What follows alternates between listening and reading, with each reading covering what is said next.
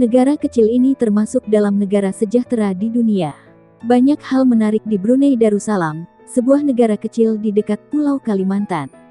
Tidak banyak peristiwa menggemparkan di Brunei Darussalam karena hidup warganya sudah aman dan sejahtera.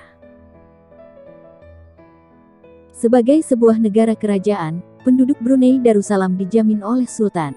Jangan takut soal biaya kesehatan dan pendidikan warganya. Begitu pula soal pendapatan per kapita rata-rata warganya. Per tahun, penghasilan penduduk Brunei Darussalam sangat besar dibandingkan negara lain di Asia Tenggara. Selama 1 tahun, warga Brunei Darussalam mendapat penghasilan rata-rata 445 juta rupiah. Tentunya warga Brunei Darussalam hidup sejahtera dengan penghasilan 37 juta rupiah per bulan. Sekadar diketahui, sumber daya alam, berupa gas dan minyak bumi adalah pendapatan utama negara ini. Mereka juga cukup berkembang di pertanian dan perikanan meski tidak terlalu spesifik. Hidup di negara ini, rasanya semua sendi kehidupan terjamin oleh kerajaan. Negara yang hanya memiliki 400.000 penduduk ini termasuk negara muslim yang cukup terkenal di dunia. Meski tak berpenduduk banyak apalagi sebanyak Indonesia, namun Brunei menjadi negara yang menarik perhatian. Pasalnya Brunei termasuk sebagai negara terkaya kedua di ASEAN. Tentu saja pernyataan ini menyita rasa penasaran Anda. Apa yang menjadikan negara beribu kota Bandar Seri Begawan itu didapuk sebagai negara yang kaya? Apalagi dengan penduduk yang warganya rata-rata tak memiliki kendaraan motor itu. Tapi jangan salah, negara yang merdeka dari Inggris pada tahun 1984 itu ternyata menjadi salah satu negara dengan pendapatan per kapita tertinggi di dunia.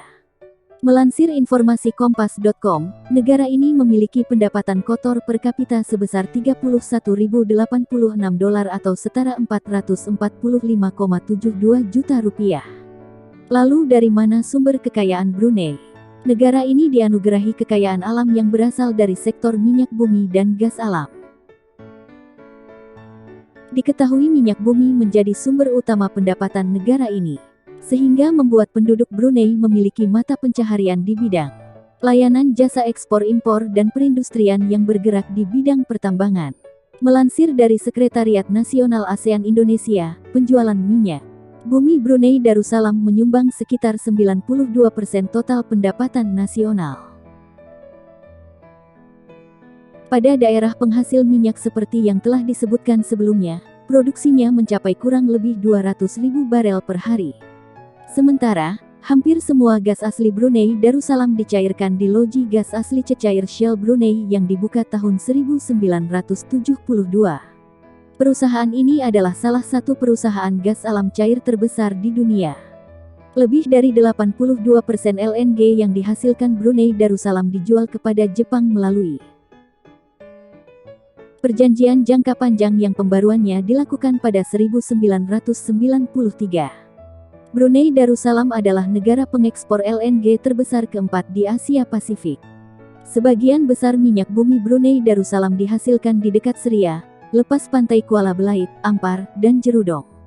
Pantas saja negara ini dijuluki sebagai negeri dengan harta karun tak terduga lantaran menyimpan SDA yang tak main-main.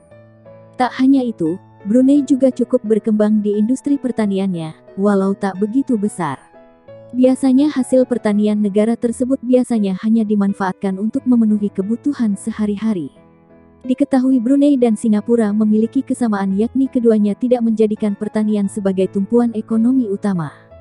Hal ini berkebalikan dari kebanyakan negara di Asia Tenggara. Contohnya saja Laos dan Kamboja, di mana 60% tenaga kerjanya terserap di bidang pertanian, dengan padi, singkong, jagung, dan kacang-kacangan menjadi komoditas utamanya.